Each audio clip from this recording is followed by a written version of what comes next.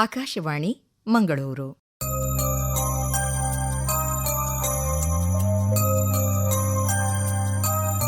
ಕಾನೂನು ಸಲಹೆ, civil criminal ವಿಷಯಗಳ ಕುರಿತಾದ ಮಾರ್ಗದರ್ಶಿ ಕಾರ್ಯಕ್ರಮ.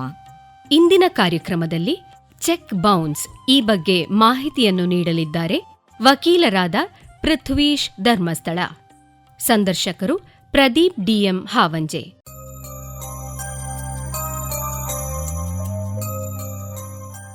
ನಮ್ಮೆಲ್ಲ ಪ್ರೀತಿಯ ಕೇಳುಗರಿಗೆ ಇಂದಿನ ಕಾನೂನು ಸಲಹೆ ಕಾರ್ಯಕ್ರಮಕ್ಕೆ ಪ್ರೀತಿಯ ಸ್ವಾಗತ. ಇಂದಿನ ಕಾನೂನು ಸಲಹೆ ಕಾರ್ಯಕ್ರಮದಲ್ಲಿ ಚೆಕ್ ಬೌನ್ಸ್ ಈ ವಿಷಯದ ಬಗ್ಗೆ ಕಾನೂನು ಮಾಹಿತಿಯನ್ನು ನೀಡಲಿದ್ದಾರೆ ವಕೀಲರಾದ ಪೃಥ್ವೀಶ್ ಧರ್ಮಸ್ಥಳ. ಸರ್, ಕಾರ್ಯಕ್ರಮಕ್ಕೆ ಪ್ರೀತಿಯ ಸ್ವಾಗತ. ನಮಸ್ತೆ ಸರ್, ಮೊದಲನೇದಾಗಿ ಚೆಕ್ ಬೌನ್ಸ್ ಎಂದ್ರೇನು ಅಂತ ಹೇಳಿ ಸರ್. ಸಾಮಾನ್ಯವಾಗಿ ಅನೇಕ ಜನರಿಗೆ ಚೆಕ್ ಕೊಟ್ಟು ಗೊತ್ತಿರ್ತದೆ, ಚೆಕ್ ಬೌನ್ಸ್ ಆಗಿ ಗೊತ್ತಿರೋದಿಲ್ಲ. ಈಗ ಚೆಕ್ ಬೌನ್ಸ್ ಅಂತ ಹೇಳಿದರೆ ಈ ಪದವನ್ನು ನಾವು ಅನೇಕ ಬಾರಿ ಕೇಳಿರ್ತೇವೆ, ಉಪಯೋಗಿಸಿರ್ತೇವೆ, ಆದರೆ ಆ ವಿಷಯದೊಳಗೆ ಅನೇಕ ಮಂದಿ ಇರೋದಿಲ್ಲ.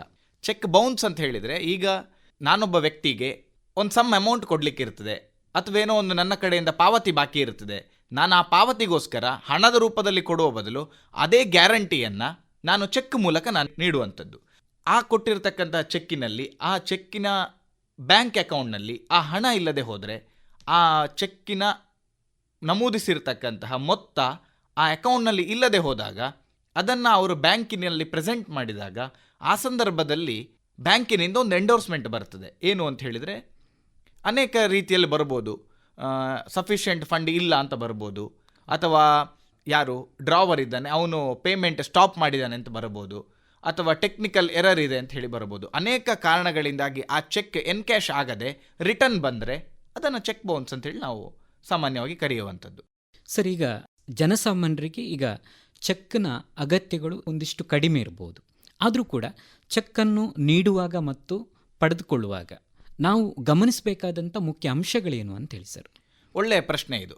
ಚೆಕ್ಕನ್ನು ಈಗ ನಾವು ಪಡೆದುಕೊಳ್ತೇವೆ ಅಂತಾದರೆ, ಚೆಕ್ಕನ್ನು ಪಡೆದುಕೊಳ್ಳುವಾಗ ನಾವು ಗಮನಿಸಬೇಕಾದದ್ದು ದಿನಾಂಕ. ಚೆಕ್ ಯಾವ ದಿನಾಂಕದ ಹೊತ್ತು ಕೊಡ್ತಾ ಇದ್ದಾನೆ. ಈಗ ಒಂದು ವೇಳೆ ಅವನು ನನಗೆ ಚೆಕ್ ಕೊಟ್ಟ ಇವತ್ತಿನಿಂದ ನಂತರದ ದಿನಾಂಕವನ್ನು ಕೊಟ್ಟರೆ ನನಗೆ ಅದನ್ನು ಪಡ್ಕೊಳ್ಳಿಕ್ಕೆ ಸುಲಭ ಮತ್ತು ಅದನ್ನು ಬಳಸ್ಬೋದು.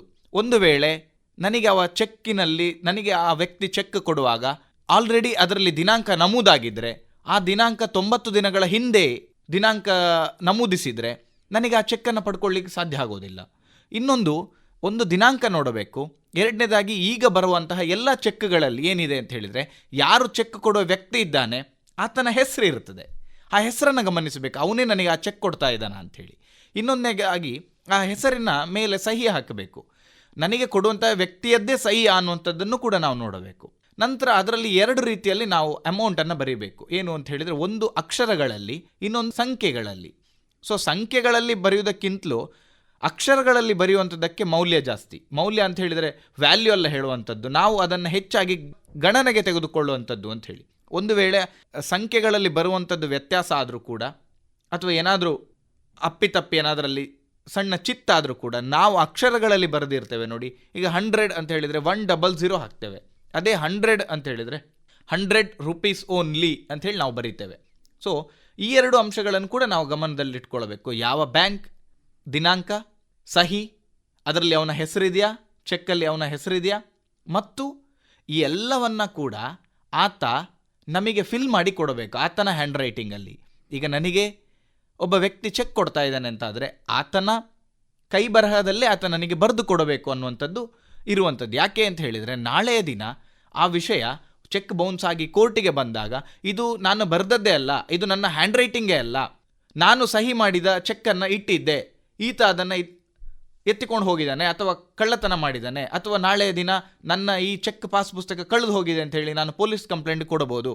ಕೊಟ್ಟ ನಂತರ ನಾನು ಅದನ್ನು ಚೆಕ್ ಬೌನ್ಸ್ ಆಗಿ ಅದು ಕಂಪ್ಲೇಂಟ್ ಆಗಿ ಕೋರ್ಟಿಗೆ ಬಂದ ನಂತರ ನಾನು ಅದನ್ನು ಚೆಕ್ ಕೊಟ್ಟವನು ಆ ರೀತಿ ಡಿಫೆನ್ಸ್ ತಗೊಳ್ಬೋದು. ಅನೇಕ ಪಾಸಿಬಿಲಿಟೀಸ್ ಇದೆ. ಆದ್ದರಿಂದ ಈ ಎಲ್ಲ ಅಂಶಗಳನ್ನು ಗಮನಿಸಬೇಕು ಅಂತ ಹೇಳಿ ಇರುವಂಥದ್ದು. ಸರ್, ಈಗ ಚೆಕ್ಕನ್ನು ಪಡೆದುಕೊಳ್ಳಬೇಕಾದ ಅಥವಾ ನೀಡಬೇಕಾದಂಥ ಸಂದರ್ಭಗಳು ಯಾವುದೆಲ್ಲ ಬರ್ಬೋದು ಅಂತ ಹೇಳಿ ಸರ್. ಅದು ಇದೇ ರೀತಿಯ ಸಂದರ್ಭಗಳು ಬರ್ತದೆ ಅನ್ನುವಂಥದ್ದೇನಿಲ್ಲ. ಚೆಕ್ ಅನ್ನುವಂಥದ್ದು ಒಂದು ಲಯಬಿಲಿಟಿಯನ್ನು ಕೊಡುವಂಥದ್ದು. ಅಂದರೆ ಮಾನಿಟರಿ ಲಯಬಿಲಿಟಿ ನನ್ನ ಕಡೆಯಿಂದ ಬಾಕಿಯಾಗಿದ್ದರೆ ಅದನ್ನು ಪಾವತಿ ಮಾಡುವಂಥದ್ದು. ಹಿಂದೆ ಎಲ್ಲ ಈ ರೀತಿಯ ಸಂಗತಿಗಳು ಇರಲಿಲ್ಲ. ಈಗ ನಾನು ಅದನ್ನು ನೀಡಬೇಕು. ಅದನ್ನು ಕಾನೂನಿನಲ್ಲಿ ಅದಕ್ಕೆ ನೆಗೋಷಿಯಬಲ್ ಇನ್ಸ್ಟ್ರೂಮೆಂಟ್ ಅಂತ ಹೇಳ್ತಾರೆ. ಆ ಕಾನೂನಿನ ಅಡಿಯಲ್ಲಿ ಅದು ಬರುತ್ತದೆ. ಸೊ ನಾನು ನನ್ನ ಕಡೆಯಿಂದ ಬಾಕಿ ಇರುವ ಪಾವತಿಯನ್ನು ಅಫಿಷಿಯಲ್ ಮತ್ತು ಅ ಲೀಗಲ್ ಟ್ರಾನ್ಸಾಕ್ಷನ್ ಅದು ಮಾಡಬೇಕಿದ್ರೆ ಚೆಕ್ಕಿನ ಮೂಲಕ ಕೊಡುವಂಥದ್ದು.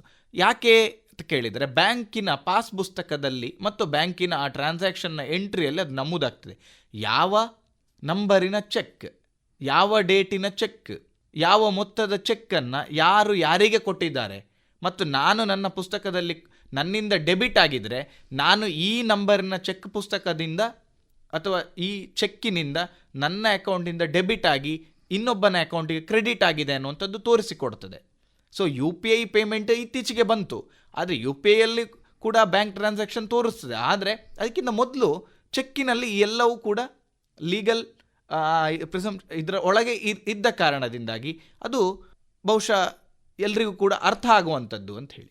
ಸರ್, ಈಗ ಒಬ್ಬ ಜನಸಾಮಾನ್ಯ ಒಬ್ಬ ವ್ಯಕ್ತಿಯಿಂದ ಚೆಕ್ಕನ್ನು ಪಡ್ಕೊಳ್ತಾನೆ ಸರ್. ಪಡ್ಕೊಂಡ ನಂತರ ತನ್ನ ಖಾತೆಗೆ ಆತ ಆ ಚೆಕ್ಕನ್ನು ಜಮೆ ಮಾಡುವಂಥ ಸಮಯದಲ್ಲಿ ಆ ಚೆಕ್ಕಿನಲ್ಲಿ ನೀವು ಹೇಳಿದಂಥ ಯಾವುದೇ ಆ ಮೊತ್ತ ಇಲ್ಲದಿದ್ದಾಗ ಆತ ಮೊದಲಾಗಿ ಮಾಡಬೇಕಾದಂತಹ ಪ್ರಕ್ರಿಯೆಗಳು ಏನು ಅಂತ ಹೇಳಿ ಸರ್. ಅನೇಕ ಜನರಲ್ಲಿ ಗೊಂದಲ ಇರ್ತದೆ.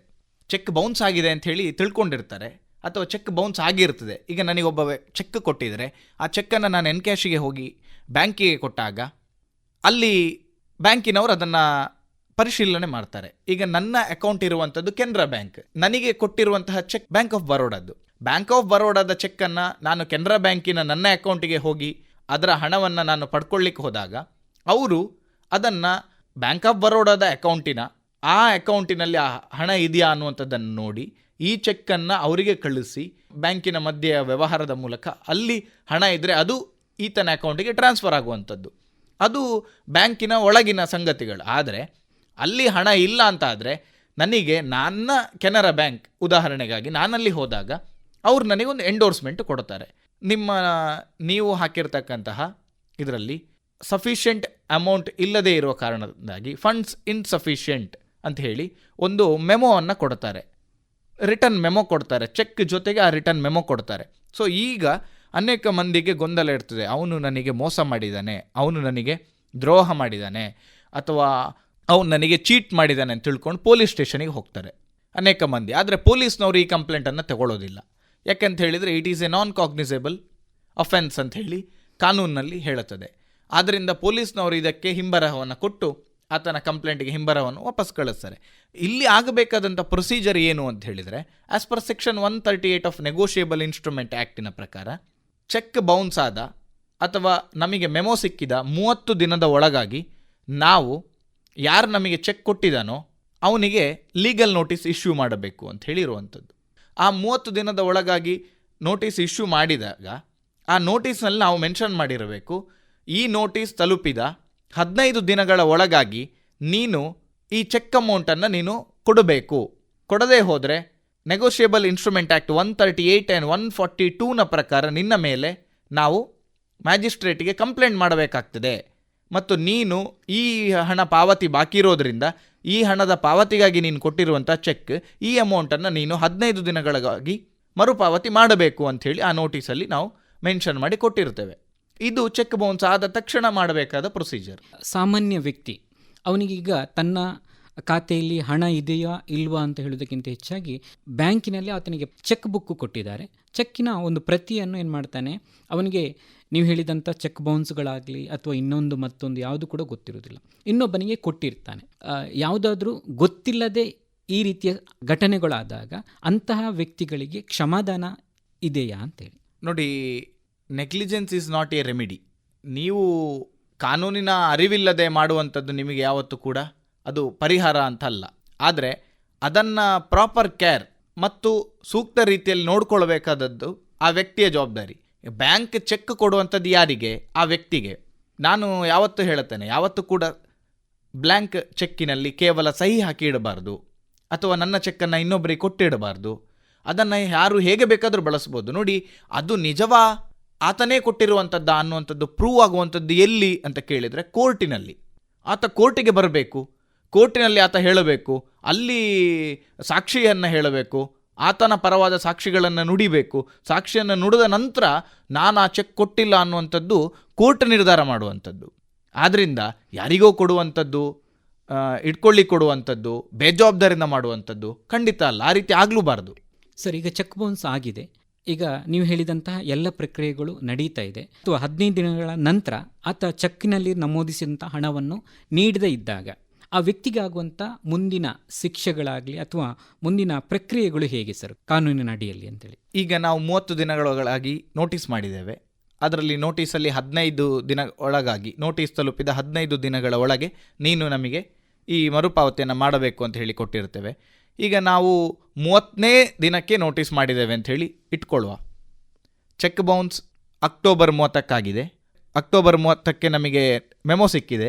ನವೆಂಬರ್ 30ರಂದು ನಾವು ನೋಟಿಸ್ ಮಾಡಿದ್ದೇವೆ 30ನೇ ದಿನ. ಈ ನೋಟಿಸ್ ಅವನಿಗೆ ನವೆಂಬರ್ 5ನೇ ತಾರೀಕು ತಲುಪಿದೆ. ನವೆಂಬರ್ 5ನೇ ತಾರೀಕಿಂದ ಆತನಿಗೆ 15 ದಿನ ಅಂತ ಹೇಳಿದರೆ ನವೆಂಬರ್ 20ನೇ ತಾರೀಕು.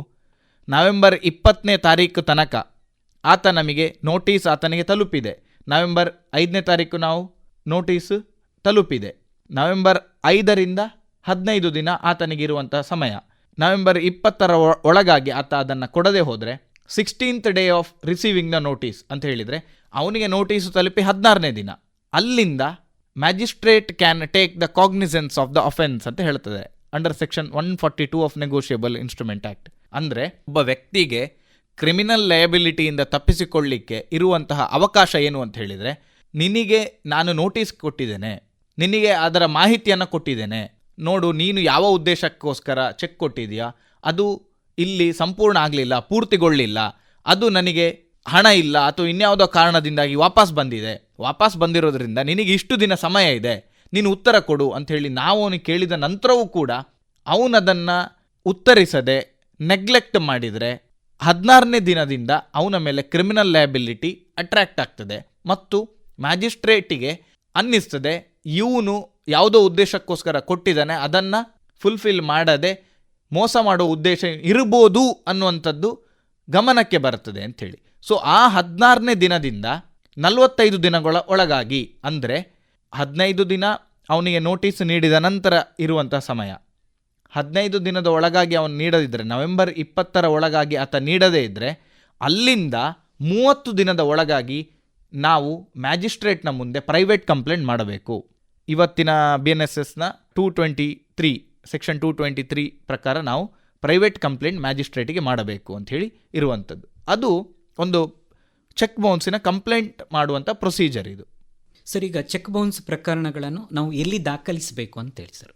ಅನೇಕ ಜನರಲ್ಲಿ ಕೂಡ ಈ ಪ್ರಶ್ನೆ ಇರ್ಬೋದು. ಈಗ ಚೆಕ್ ಬೌನ್ಸ್ ಆಯಿತು, ಬೌನ್ಸ್ ಆದ ತಕ್ಷಣ ನಾನು ಈಗಾಗಲೇ ಹೇಳಿದೆ ಪೊಲೀಸ್ ಸ್ಟೇಷನಿಗೆ ಹೋಗ್ತಾರೆ ಅಂತೇಳಿ. ಪೊಲೀಸ್ ಸ್ಟೇಷನ್ನಲ್ಲಿ ಚೆಕ್ ಬೌನ್ಸಿಗೆ ಪರಿಹಾರ ಇಲ್ಲ. ಯಾಕಂತ ಹೇಳಿದರೆ it is a bailable offence, it is non cognisable offence and it is a compoundable offence ಅಂತ ಹೇಳ್ತಾರೆ.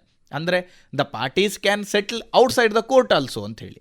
ಯಾಕಂತ ಹೇಳಿದರೆ ಇದು ಕ್ರೈಮ್ ಅಲ್ಲ, ಇದನ್ನು ಕ್ವಾಸಿ ಕ್ರಿಮಿನಲ್ ಅಂತ ಹೇಳಿ ಕರೀತಾರೆ. ಇದನ್ನು ನಾಳೆಯ ದಿನ ನನ್ನ ಬೇಜವಾಬ್ದಾರಿಂದಲೇ ಆಗಿದೆ ಅಂತಲ್ಲ, ನನ್ನ ಅರಿವಿಲ್ಲದೆಯೂ ಈ ತಪ್ಪಾಗಿರ್ಬೋದು. ನಾನು ನಿಜವಾಗ್ಲೂ ಅವನಿಗೆ ಹಣ ಕೊಡಲಿಕ್ಕಿದೆ, ನಾನು ಚೆಕ್ ಕೊಟ್ಟಿದ್ದೇನೆ, ಆದರೆ ಚೆಕ್ ಅವನು ಎನ್ಕ್ಯಾಶ್ ಮಾಡಲಿಕ್ಕೆ ಹೋದ ಸಂದರ್ಭದಲ್ಲಿ ನನ್ನ ಅಕೌಂಟಲ್ಲಿ ಹಣ ಇರಲಿಲ್ಲ. ಇಮಿಡಿಯೇಟ್ಲಿ ಅವನು ನನಗೆ ನೋಟಿಸ್ ಮಾಡಿದ ತಕ್ಷಣ ನಾನು ಅವನಿಗೆ ಉತ್ತರ ಕೊಟ್ಟೆ, ನಾನು 1 ವಾರದಲ್ಲಿ ನಿನ್ನೆಲ್ಲ ಹಣವನ್ನು ಕೊಡ್ತೇನೆ ಅಂತ ಹೇಳಿ ಒಂದು ಉತ್ತರ ಕೊಟ್ಟಿದ್ದೇನೆ ಆ ನೋಟಿಸ್ಗೆ. ಮತ್ತು ಕೊಟ್ಟರೆ ಅಲ್ಲಿಗೆ ಯಾವುದೇ ಕ್ರಿಮಿನಲ್ ಲಯಬಿಲಿಟಿ ಅಟ್ರಾಕ್ಟ್ ಆಗೋದಿಲ್ಲ ಮತ್ತು ಕಂಪೌಂಡೇಬಲ್, ಅದು ಅಲ್ಲಲ್ಲಿ ಸುಧಾರಿಸ್ಕೊಳ್ಬೋದು. ಪಾರ್ಟೀಸ್ ಕ್ಯಾನ್ ಸೆಟಲ್, ಕೋರ್ಟಿಗೆ ಬಂದ ನಂತರವೂ ಕೂಡ ಸೆಟ್ಲ್ ಮಾಡಬಹುದು ಅಂಥೇಳಿ. ಆದರೆ ಎಲ್ಲಿ ಕಂಪ್ಲೇಂಟ್ ಕೊಡಬೇಕು, ಈ ಎಲ್ಲ ಪ್ರೊಸೀಜರ್ ಆದ ನಂತರ ನಾವು ಕಂಪ್ಲೇಂಟ್ ಎಲ್ಲಿ ಕೊಡಬೇಕು ಅಂತ ಹೇಳಿದರೆ, complaint must be within the jurisdictional magistrate ಅಂಥೇಳಿ. ಅಂದರೆ ಇದರಲ್ಲಿ ಯಾವುದೇ ಪೆಕ್ಯುನರಿ ಜುರಿಸ್ಟಿಕ್ಷನ್ ಇಲ್ಲ, ಇದರಲ್ಲಿ ಟೆರಿಟೋರಿಯಲ್ ಜುರಿಸ್ಟಿಕ್ಷನ್ ಇದೆ. ಆದರೆ ಯಾವ ಟೆರಿಟೋರಿಯಲ್ ಜುರಿಸ್ಟಿಕ್ಷನ್ ಅಂತ ಹೇಳಿದರೆ, ಪೇಯಿಯ ಬ್ಯಾಂಕ್ ಎಲ್ಲಿದೆ ಆ ಜುರಿಸ್ಟಿಕ್ಷನ್ನಲ್ಲಿ ನಾವು ಕಂಪ್ಲೇಂಟ್ ಕೊಡಬೇಕು ಅಂಥೇಳಿ. ಈಗ ಯಾರು ಚೆಕ್ಕನ್ನು ಪಡ್ಕೊಂಡಿದ್ದಾನೆ, ಈಗ ನಾನು ಚೆಕ್ಕನ್ನು ಪಡ್ಕೊಂಡಿದ್ದರೆ ನಾನು ನನ್ನ ಬ್ಯಾಂಕ್ ಅಕೌಂಟ್ ಕೋಡಿಯಾಲ್ ಬೈಲ್ನಲ್ಲಿದೆ, ಮಂಗಳೂರಿನ ಕೋಡಿಯಾಲ್ ಬೈಲ್ನಲ್ಲಿ ನನ್ನ ಬ್ಯಾಂಕ್ ಅಕೌಂಟ್ ಇದೆ ಅಂತ ಹೇಳಿ, ನಾನು ಆ ಕೋಡಿಯಾಲ್ ಬೈಲ್ನ ನನಗೆ ಚೆಕ್ ಕೊಟ್ಟವನ ಬ್ಯಾಂಕ್ ಅಕೌಂಟ್ ಇರುವಂಥದ್ದು ಬೆಳ್ತಂಗಡಿಯಲ್ಲಿ ಅಂತ ತಿಳ್ಕೊಳ್ಳುವ. ಅವನ ಬ್ಯಾಂಕ್ ಅಕೌಂಟ್ ಬೆಳ್ತಂಗಡಿಯಲ್ಲಿ, ಅವನ ವಿಳಾಸ ಬೆಳ್ತಂಗಡಿಯಲ್ಲಿ, ನಾನು ಮಂಗಳೂರಲ್ಲಿದ್ದೇನೆ, ನಾನು ಪಡ್ಕೊಂಡವನು ಚೆಕ್, ನಾನು ಮಂಗಳೂರಿನ ಕೊಡಿಯಲ್ ಬೈಲ್ನ ಬ್ಯಾಂಕಿನಲ್ಲಿ ನಾನು ಆ ಚೆಕ್ಕನ್ನು ಪ್ರೆಸೆಂಟ್ ಮಾಡಿದೆ ಅಂತಾದರೆ, ನನಗೆ ಮಂಗಳೂರಿನ ಕೊಡಿಯಲ್ ಬೈಲ್ನ ಬ್ರ್ಯಾಂಚಿನವರು ನಾಳೆ ಚೆಕ್ ಬೌನ್ಸಿನ ಎಂಡೋರ್ಸ್ಮೆಂಟ್ ಕೊಟ್ಟರು ಅಂತಾದರೆ ನನ್ನ ವ್ಯಾಪ್ತಿ ಬರುವಂಥದ್ದು ಮಂಗಳೂರು ಕೋರ್ಟಿನಲ್ಲಿ. ಆದ್ದರಿಂದ ನಾವು ಎಲ್ಲಿ ಚೆಕ್ ಬೌನ್ಸ್ ಪ್ರೈವೇಟ್ ಕಂಪ್ಲೇಂಟ್ ಮಾಡ್ಬೋದು ಅಂತ ಹೇಳಿದರೆ ಆ ಕೊಡಿಯಲ್ ಬೈಲ್ ವ್ಯಾಪ್ತಿಗೆ ಬರುವಂತಹ ಜುಡಿಷಿಯಲ್ ಮ್ಯಾಜಿಸ್ಟ್ರೇಟ್ನ ಮುಂದೆ ಕಂಪ್ಲೇಂಟ್ ಮಾಡಲಿಕ್ಕೆ ಇರುವಂಥದ್ದು ಈ ವ್ಯಾಪ್ತಿಯ ಜಡ್ಜ್ಗಳ ಮುಂದೆ ಮಾತ್ರ, ಒಂದು ಜುಡಿಷಿಯಲ್ ಮ್ಯಾಜಿಸ್ಟ್ರೇಟ್ ಮತ್ತು ಮೆಟ್ರೋಪೊಲಿಟಿಯನ್ ಮ್ಯಾಜಿಸ್ಟ್ರೇಟ್ನ ಮುಂದೆ ಮಾತ್ರ. ಸರ್, ಈಗ ಚೆಕ್ ಬೌನ್ಸ್ ಆದ ನಂತರ 14ರಿಂದ 45 ದಿನಗಳ ಒಳಗಡೆ ಅಂತ ಹೇಳಿದ್ರಿ ಸರ್. ನಂತರ ಈ ಪ್ರಕರಣವನ್ನು ಖಾಸಗಿ ದೂರನ್ನು ನೀಡದಿದ್ದರೆ ಮುಂದೇನಾಗ್ತದೆ ಅಂತ ಹೇಳಿ. ಒಳ್ಳೆ ಪ್ರಶ್ನೆ ಇದು. ಅನೇಕ ಮಂದಿ ಕೆಲವೊಮ್ಮೆ ನೋಟಿಸೇ ಮಾಡಿರೋದಿಲ್ಲ, ಕೆಲವೊಮ್ಮೆ ನೋಟಿಸ್ ಆಗಿರುತ್ತದೆ, complaint within the time period ಅಂದರೆ 30 ದಿನಗಳ ಒಳಗಾಗಿ, ಅಂದರೆ ಅವನಿಗೆ 15 ದಿನದ ಸಮಯದ ನಂತರದ 30 ದಿನದ ಒಳಗೆ ಅಥವಾ ನೋಟಿಸ್ ತಲುಪಿದ 45 ದಿನದ ಒಳಗೆ ಅಂತ ಹೇಳಬಹುದು. ಈ ಒಳಗೆ ನಾವು ಒಂದು ವೇಳೆ ಕಂಪ್ಲೇಂಟ್ ಮಾಡದಿದ್ದರೆ, ಒಂದು ವೇಳೆ ನಾವು 50ನೇ ದಿನ ಬಂದರು, 45 ದಿನಗಳು ಕಳೆದಿದೆ, ಕಂಪ್ಲೇಂಟ್ ಕೊನೆಯ ದಿನ ಮಾಡಬೇಕು, 30ನೇ ದಿನ ಕಂಪ್ಲೇಂಟ್ ಮಾಡಬೇಕು ಅಂತ ಆದರೆ ಅವತ್ತು ಕಂಪ್ಲೇಂಟ್ ಮಾಡಲಿಲ್ಲ, ವಕೀಲರ ಬಳಿಗೆ ಅದಾಗಿ 1 ತಿಂಗಳ ಬಳಿ ವಕೀಲರ ಬಳಿಗೆ ಬಂದರೂ ಕೂಡ ಇಲ್ಲಿ ಈ ಎಲ್ಲ ಪ್ರೊಸೀಜರ್ ಕಂಪ್ಲೈ ಆಗಿದ್ದರೆ, ಅಂದರೆ ನಾನು ಹೇಳುವಂತಹ ನೋಟಿಸಿನ ಪ್ರೊಸೀಜರ್ ಕಂಪ್ಲೈ ಆಗಿದ್ದರೆ ಕಂಪ್ಲೇಂಟ್ ಮತ್ತೆಯೂ ಮಾಡುವ ಒಂದು ಅವಕಾಶ ಇದೆ. ನೆಗೋಷಿಯೇಬಲ್ ಇನ್ಸ್ಟ್ರೂಮೆಂಟ್ ಆ್ಯಕ್ಟಿನ ಪ್ರಕಾರ ಸೆಕ್ಷನ್ 142 ಕ್ಲಾಸ್ ಬಿ ಯಲ್ಲಿ ನಮಗೆ ಡಿಲೇ ಕಂಡೋನೇಷನಿಗೆ ಒಂದು ಅಪ್ಲಿಕೇಶನ್ ಹಾಕಬೇಕಾಗ್ತದೆ. ಆ ಅಪ್ಲಿಕೇಶನ್ ಹಾಕಿದ ನಂತರ ನನ್ನ ಬಳಿ ಇದ್ದಂತಹ ಚೆಕ್ ಅಥವಾ ಯಾವುದೋ ಒಂದು ಕಾರಣದಿಂದಾಗಿ ಮಿಸ್ಪ್ಲೇಸ್ ಆಗಿದೆ ಅಥವಾ ಕೌನ್ಸಿಲ್ಗೆ ಸರಿಯಾದ ಮಾಹಿತಿಯನ್ನು ಕೊಡಲಿಕ್ಕಾಗಲಿಲ್ಲ, ನಾವು ಕೋರ್ಟಿಗೆ ಮನವರಿಕೆಯನ್ನು ಮಾಡಬೇಕು. ಇದು ಕೇವಲ ಒಂದು ಸ್ಟಿಪ್ಯುಲೇಟೆಡ್ ಪೀರಿಯಡ್ನೊಳಗೆ ಮಾತ್ರ. ಅಂದರೆ ನೀವಿಗೆ ಆ 1 ತಿಂಗಳೊಳಗಾಗಿ ಕಂಪ್ಲೇಂಟ್ ಮಾಡಲಿಕ್ಕಾಗಲಿಲ್ಲ, ಲ್ಯಾಪ್ಸ್ ಆಗಿ 1 ತಿಂಗಳಾಗಿದೆ, ಒಂದು 30 ದಿನ ಆಗಿದೆ ಅಂತ ಆದರೆ ನೀವು ಎಲ್ಲ ಪ್ರೊಸೀಜರ್ನ ಕಂಪ್ಲೈ ಮಾಡಿದರೆ ನಿಮಗೆ ಮಾಡಲಿಕ್ಕೆ ಸಾಧ್ಯ ಇದೆ. ಆದರೆ ತುಂಬ ದಿನ ನೀವು ಕಳೆದು ಹೋಗಿದ್ದರೆ ಅಥವಾ ನೀವು ಮತ್ತೆ ಕಂಪ್ಲೇಂಟ್ ಮಾಡದಿದ್ದರೆ ನಿಮಗೆ 138 ಆಫ್ ನೆಗೋಷಿಯೇಬಲ್ ಇನ್ಸ್ಟ್ರೂಮೆಂಟ್ ಆ್ಯಕ್ಟಲ್ಲಿ ಪ್ರೈವೇಟ್ ಕಂಪ್ಲೇಂಟ್ ಮಾಡಲಿಕ್ಕೆ ಆಗೋದಿಲ್ಲ. ನೀವು ಅದರ ಪರಿಹಾರವಾಗಿ ನೀವು ಸಿವಿಲ್ ಸೂಟನ್ನು ಹಾಕಬಹುದು, ಮನಿ ರಿಕವರಿ ಸೂಟನ್ನು ಹಾಕಬಹುದು. ಸರ್, ಈಗ ಚೆಕ್ ಬೌನ್ಸ್ ಆದಾಗ ಈ ಹಣವನ್ನು ಆತ ನೀಡದೇ ಇದ್ದಾಗ, ಈಗ 15ರಿಂದ 45 ದಿವಸ ಅದರ ನಂತರನೂ ಆತ ಹಣ ನೀಡದಿದ್ದಾಗ ಕೋರ್ಟ್ ಮುಖಾಂತರ ಆತನ ಚಿರಾಸ್ತಿಯನ್ನು ಜಪ್ತಿ ಮಾಡುವಂತಹ ಪ್ರಕ್ರಿಯೆಗಳು ಇದೆ ಅಂತ, ಇದು ಇದ್ದರೆ ಯಾವ ರೀತಿ ಅಂತ ಹೇಳಿ ಸರ್. ಇದು ಹೇಗೆ ಅಂತ ಹೇಳಿದರೆ, ಇದು ಕ್ರೈಮ್ ಅಲ್ಲ, ಅಥವಾ ಈ ಬ್ಯಾಂಕಿನಿಂದ ನಾವು ಸಾಲವನ್ನು ಪಡೆದು ಕಮರ್ಷಿಯಲ್ ಟ್ರಾನ್ಸಾಕ್ಷನ್ ಅಲ್ಲ. ಒಂದಷ್ಟು ಕಮರ್ಷಿಯಲ್ ಕೋರ್ಟ್ಗಳಲ್ಲಿ ಕಮರ್ಷಿಯಲ್ ಟ್ರಾನ್ಸಾಕ್ಷನ್ ಬರ್ತದೆ, ಇದು ಆ ರೀತಿ ಬರೋದಿಲ್ಲ. ಸೆಕ್ಷನ್ 138 ಮತ್ತು 142 ಅಲ್ಲಿ ಅವನು ಕನ್ವಿಕ್ಷನ್ ಆಗಿದೆ ಅಂತಾದರೆ ಅವನಿಗೆ ಅಲ್ಲಿ ಬರುವಂಥದ್ದೇನು ಅಂತ ಹೇಳಿದರೆ up to 2 years of punishment ಅವನಿಗೆ, or double the cheque amount ಅಂತ ಹೇಳಿ ಅವನಿಗೆ ಪನಿಷ್ಮೆಂಟ್ ಇರುವಂಥದ್ದು. ಸೊ ಈ ಪನಿಷ್ಮೆಂಟಿನ ಆಧಾರದಲ್ಲಿ ಅವನು ಒಂದು ವೇಳೆ ಕಡೆಗೆ ಈಗ ಹೆಚ್ಚಿನ ಚೆಕ್ ಕೇಸ್ಗಳಲ್ಲಿ ಏನಾಗ್ತದೆ ಅಂತ ಕೇಳಿದರೆ ಅವನು ಇನ್ನೂ ನಾನು ಈ ಚೆಕ್ ಅಮೌಂಟ್ ಕೊಡಲೇಬೇಕು ಅನ್ನುವಂಥ ಪರಿಸ್ಥಿತಿ ಬರ್ತದೆ. ಕೋರ್ಟ್ಗಳಲ್ಲಿ ಟ್ರಯಲ್ ನಡೀತಾ ಇರಬೇಕಾದ್ರೆ ಅವನಿಗೆ ಗೊತ್ತಾಗ್ತದೆ, ಅಥವಾ ವಕೀಲರು ಮಾಹಿತಿ ಕೊಡ್ತಾರೆ, ಕೇಸಲ್ಲಿ ನಮ್ಮ ಪರವಾಗಿ ಆಗುವ ಸಾಧ್ಯತೆಗಳಿಲ್ಲ, ನಾವು ಈ ಮೊತ್ತವನ್ನು ಕೊಡಬೇಕಾಗ್ಬೋದು ಅಂತ ಬಂದಾಗ ಸೆಟ್ಲ್ಮೆಂಟ್ ಮಾಡಲಿಕ್ಕೆ ಬರ್ತಾರೆ ಅನೇಕ ಮಂದಿ. ಅದಲ್ಲಿ ಸೆಟ್ಲ್ ಆಗ್ತದೆ, ಜಾಯಿಂಟ್ ಮೆಮೊ ಮೂಲಕ ಸೆಟ್ಲ್ಮೆಂಟ್ ಮಾಡ್ತಾರೆ. ಇಲ್ಲದೆ ಹೋದರೆ ಸೆಕ್ಷನ್ ಏನು ಹೇಳುತ್ತದೆ ಅಂತ ಹೇಳಿದರೆ 2 ವರ್ಷದ ಪನಿಷ್ಮೆಂಟ್ ಅಥವಾ ಡಬಲ್ ದ ಚೆಕ್ ಅಮೌಂಟ್, ನೀನು ಕೊಡದೆ ಹೋದರೆ ಕೊಡಬೇಕು ಅಂತೇಳಿ. ಇಲ್ದಿದ್ರೆ ನಾವು ಕನ್ವಿಕ್ಷನ್ ವಾರೆಂಟ್ ಇಶ್ಯೂ ಮಾಡುವಂಥದ್ದು ಅಂತ ಹೇಳಿದೆ. ಅಂದರೆ ಕೋರ್ಟ್ ಅವನಿಗೆ ಶಿಕ್ಷೆ ಕೊಟ್ಟ ನಂತರ ನೀನು ಇಷ್ಟು ದಿನಗಳ ಒಳಗಾಗಿ ನೀನು ಕಂಪ್ಲೈ ಮಾಡಬೇಕು, ಕಂಪ್ಲೈ ಮಾಡದಿದ್ದರೆ ಆತ ಅಪೀಲ್ ಹೋಗಬೇಕು, ಅಪೀಲ್ ಹೋಗದಿದ್ದರೆ ಅವನ ಮೊತ್ತವನ್ನು ಕೊಡಬೇಕು. ಕೊಡದೇ ಹೋದರೆ ಯಾರು ಕಂಪ್ಲೇನೆಂಟ್ ಇದ್ದಾನೆ ಅವನು ಕೋರ್ಟಲ್ಲಿ ಮತ್ತೆ ಮನವಿ ಮಾಡಬೇಕು, ಅವನಿಗೆ ಕನ್ವಿಕ್ಷನ್ ವಾರೆಂಟ್ ಇಶ್ಯೂ ಮಾಡಬೇಕು ಅಂತ ಹೇಳಿ. ಸೊ ಆ ಆಧಾರದಲ್ಲಿ ಅವನನ್ನು ಅರೆಸ್ಟ್ ಮಾಡ್ತಾರೆ. ಮತ್ತು ಜಪ್ತಿ ಮಾಡುವಂತಹ ಪ್ರೊಸೀಜರ್ಗಳು ಇದರಲ್ಲಿ ಈ ಆರ್ಡರ್ ಆದ ನಂತರ ಬರೋದಿಲ್ಲ. ಸರ್, ಈಗ ಚೆಕ್ ಬೌನ್ಸ್ಗಳು ಯಾವೆಲ್ಲ ಕಾರಣಗಳಿಂದ ಉಂಟಾಗ್ತದೆ? ಕೇವಲ ಖಾತೆಯಲ್ಲಿ ಹಣ ಇಲ್ಲದೆ ಎನ್ನುವಂಥ ಕಾರಣಕ್ಕಾಗಿ ಮಾತ್ರ ಆಗ್ತದಾ, ಅಥವಾ ಬೇರೆ ಎಲ್ಲ ಯಾವುದಾದ್ರೂ ಒಂದು ಕಾರಣಕ್ಕಾಗಿ ಟೆಕ್ನಿಕಲ್ ಆಗಿ ಉಂಟಾಗ್ತದ ಅಂತೇಳಿ? ಟೆಕ್ನಿಕಲ್ ಆಗಿ ಕೂಡ ಚೆಕ್ ಬೌನ್ಸ್ ಆಗುವಂಥದ್ದು ಇದೆ, ಅನೇಕ ಬಾರಿ ಆಗ್ತದೆ ಈ ರೀತಿ. ಕೆಲವೊಮ್ಮೆ ನಾನೊಂದು ಉದಾಹರಣೆಯನ್ನು ಕೊಡ್ತೇನೆ. ನಾನೀಗ ಹೊರಗಡೆ ಹೋಗ್ತಾ ಇದ್ದಾಗ ನನಗೆ ನನ್ನ ಒಬ್ಬ ಗೆಳೆಯ ಇದ್ದಾನೆ, ಅವನು ನನಗೆ ಇಂತಿಷ್ಟು ಮೊತ್ತ ಕೊಡಲಿಕ್ಕಿದೆ ಅಂತ ಹೇಳಿ ಭಾವಿಸುವ. ಅವನು ನನಗೆ ಸಹಿ ಹಾಕ್ತಾನೆ, ದಿನಾಂಕ ಹಾಕ್ತಾನೆ, ಮೊತ್ತವನ್ನು ಹಾಕೋದಿಲ್ಲ, ಮೊತ್ತ ನೀನೇ ಹಾಕು ಅಂತ ಹೇಳಿ ಹೋಗಿರ್ತಾನೆ. ಹೋದ ನಂತರ ಆತ ಪೊಲೀಸ್ ಸ್ಟೇಷನಿಗೆ ಹೋಗಿ ಒಂದು ಕಂಪ್ಲೇಂಟ್ ಕೊಡ್ತಾನೆ. ಕಂಪ್ಲೇಂಟ್ ಕೊಟ್ಟು ನನ್ನ ಈ ರೀತಿಯ ಚೆಕ್ ಪುಸ್ತಕ ಕಳೆದು ಹೋಗಿದೆ ಅಂತ ಹೇಳಿ ಕಂಪ್ಲೇಂಟ್ ಕೊಡ್ತಾನೆ. ಕಂಪ್ಲೇಂಟ್ ಕೊಟ್ಟು ಆ ಪ್ರತಿಯನ್ನು ಇಟ್ಕೊಂಡು ಬ್ಯಾಂಕಿಗೆ ಹೋಗ್ತಾನೆ. ಬ್ಯಾಂಕಿಗೆ ಹೋಗಿ ಬ್ಯಾಂಕಲ್ಲಿ ಹೇಳ್ತಾನೆ ಆತ, ಏನು ನನ್ನ ಈ ರೀತಿಯ ಚೆಕ್ ಬುಕ್ ನನ್ನಲ್ಲಿ ಕಳೆದು ಹೋಗಿದೆ, ಅದರಲ್ಲಿ 2 ಪುಸ್ತಕದಲ್ಲಿ ನಾನು ಸಹಿ ಹಾಕಿದ್ದೆ, ಸಹಿ ಹಾಕಿದ ಪುಸ್ತಕಗಳು ಕಳೆದು ಹೋಗಿದೆ, ಸೊ ನನ್ನ ಅಕೌಂಟಿಂದ ಪೇಮೆಂಟನ್ನು ಸ್ಟಾಪ್ ಮಾಡಬೇಕು ಅಂತೇಳಿ ಬ್ಯಾಂಕಿಗೆ ರಿಕ್ವಿಸಿಷನ್ ಕೊಡ್ತಾನೆ. ಸೊ ಆ ಮೂಲಕ ಬ್ಯಾಂಕಿನವರು ಆತನ ಅಕೌಂಟ್ನಲ್ಲಿ ಪೇಮೆಂಟ್ ಸ್ಟಾಪ್ ಮಾಡ್ತಾರೆ. ಅಂತಹ ಸಂದರ್ಭದಲ್ಲಿ ಈಗ ನಾನು ನಿಜವಾಗ್ಲೂ ಅವನಿಂದ ಚೆಕ್ ಪಡೆದಿದ್ದೇನೆ, ಅವನು ಮೊತ್ತ ನೀನೇ ಬರಿ ಅಂತ ಹೇಳಿದ್ದಾನೆ. ನಾನು ಮೊದಲಿಗೆ ಹೇಳಿದೆ ಯಾವುದು ಗಮನಿಸಬೇಕಾದ ಅಂಶ ಅಂತ ಹೇಳಿದರೆ ಇವೆಲ್ಲವನ್ನು ಆತ ಬರೆದು ಕೊಡಬೇಕು ಅಂತೇಳಿ.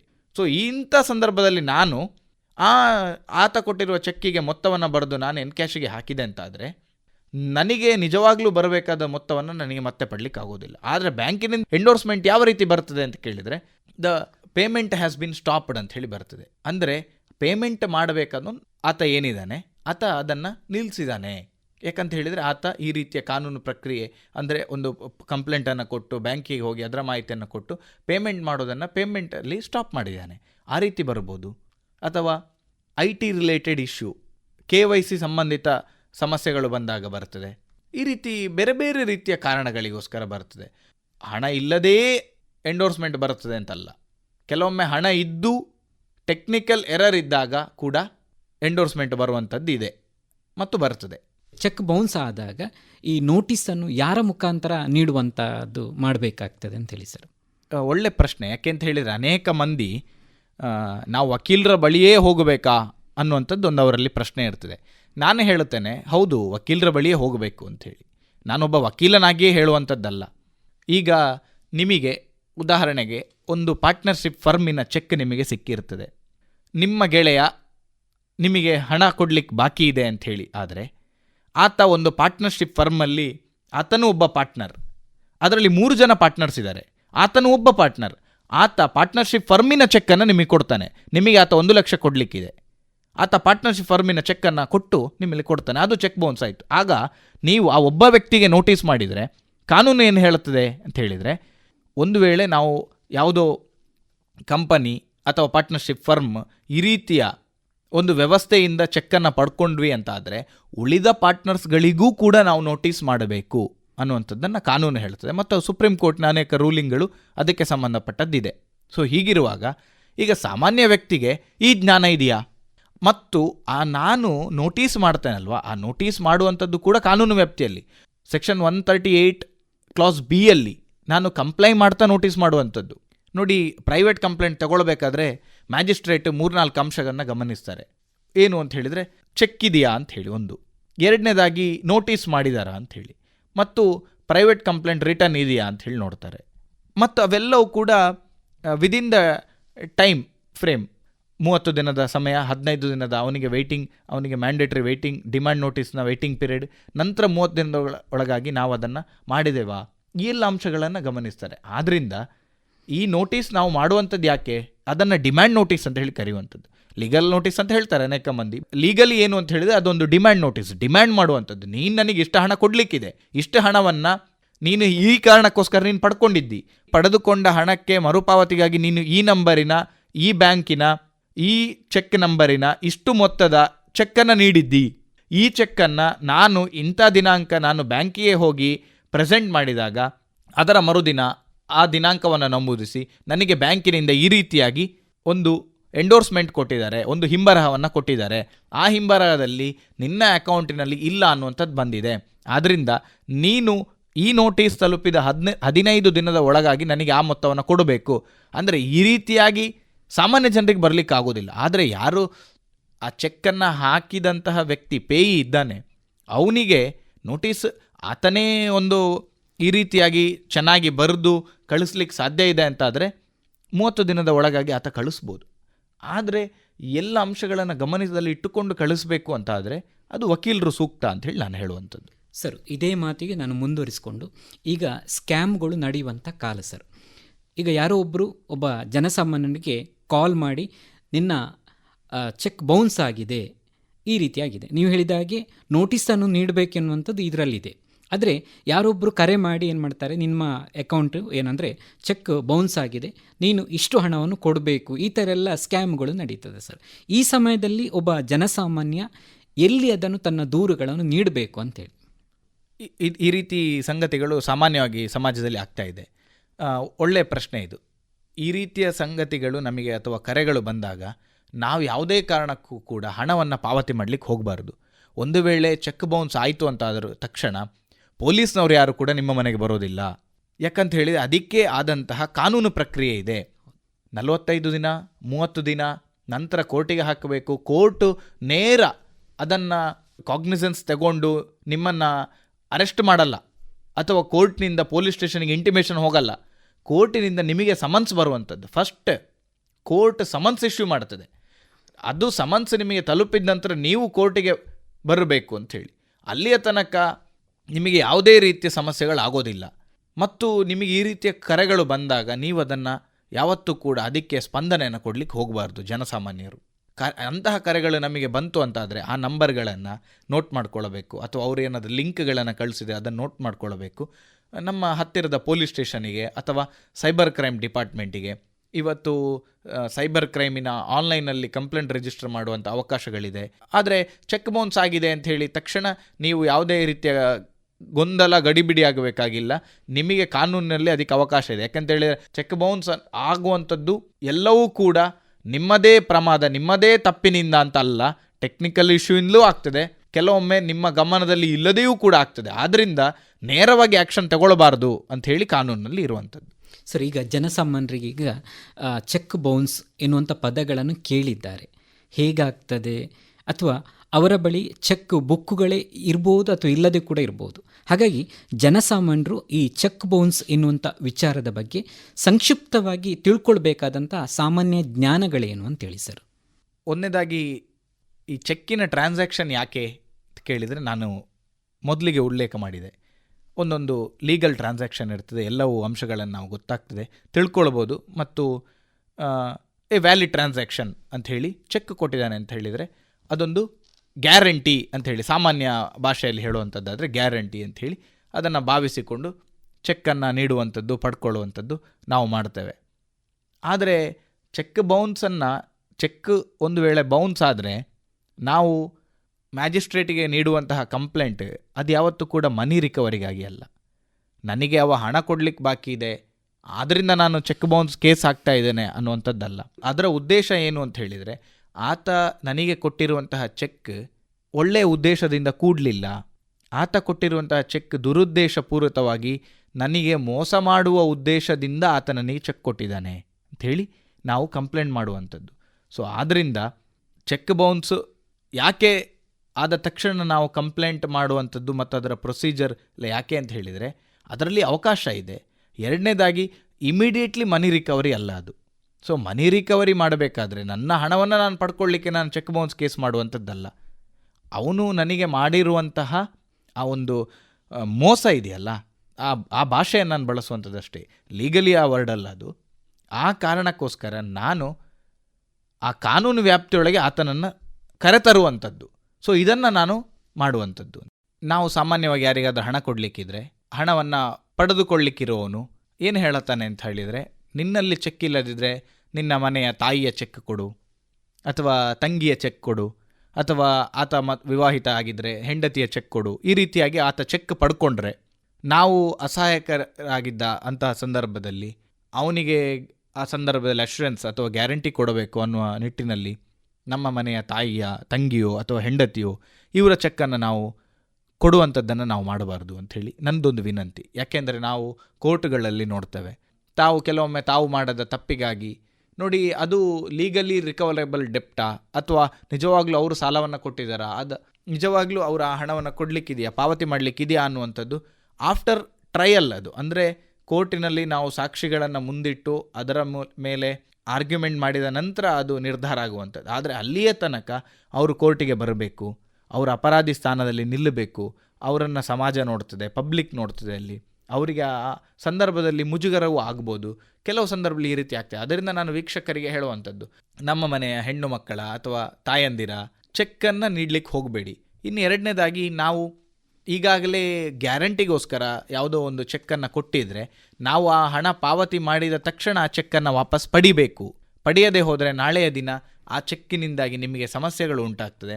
ಆ ಚೆಕ್ಕನ್ನು ಯಾವ ಸಂದರ್ಭದಲ್ಲಿ ಹೇಗೆ ಬೇಕಾದರೂ ಪ್ರೆಸೆಂಟ್ ಮಾಡ್ಬೋದು ಮತ್ತು ನಿಮ್ಮ ಮೇಲೆ ಈ ಪ್ರಕರಣವನ್ನು ದಾಖಲಿಸಲಿಕ್ಕೆ ಸಾಧ್ಯ ಇದೆ. ಅದರಿಂದ ನಾವು ಚೆಕ್, ನಮ್ಮ ಹಣ ಪೂರ್ತಿ ಪಾವತಿ ಆಗಿದೆ ಅಂತಾದರೆ ಕೆಲವೊಮ್ಮೆ ಗ್ಯಾರಂಟಿಗಳಿಗೋಸ್ಕರ ಕೊಟ್ಟಿರುವ ಚೆಕ್ಕನ್ನು ಮತ್ತೆ ನಾವು ಪಡೆದುಕೊಳ್ಳಬೇಕು.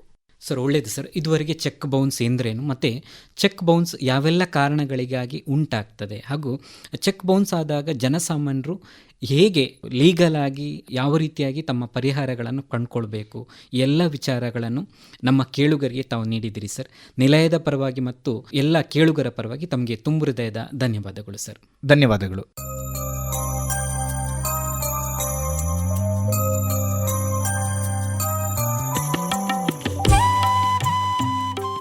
ಇದುವರೆಗೆ ಕಾನೂನು ಸಲಹೆ ಕಾರ್ಯಕ್ರಮದಲ್ಲಿ ಚೆಕ್ ಬೌನ್ಸ್ ಈ ಬಗ್ಗೆ ಮಾಹಿತಿಯನ್ನು ನೀಡಿದವರು ಪೃಥ್ವೀಶ್ ಧರ್ಮಸ್ಥಳ. ಸಂದರ್ಶಿಸಿದವರು ಪ್ರದೀಪ್ ಡಿಎಂ ಹಾವಂಜೆ. ಇದು ಇಂದಿನ ಕಾನೂನು ಸಲಹೆ ಕಾರ್ಯಕ್ರಮ. ಮುಂದಿನ ಕಾರ್ಯಕ್ರಮದಲ್ಲಿ ಮತ್ತೆ ಭೇಟಿಯಾಗೋಣ. ನಮಸ್ಕಾರ.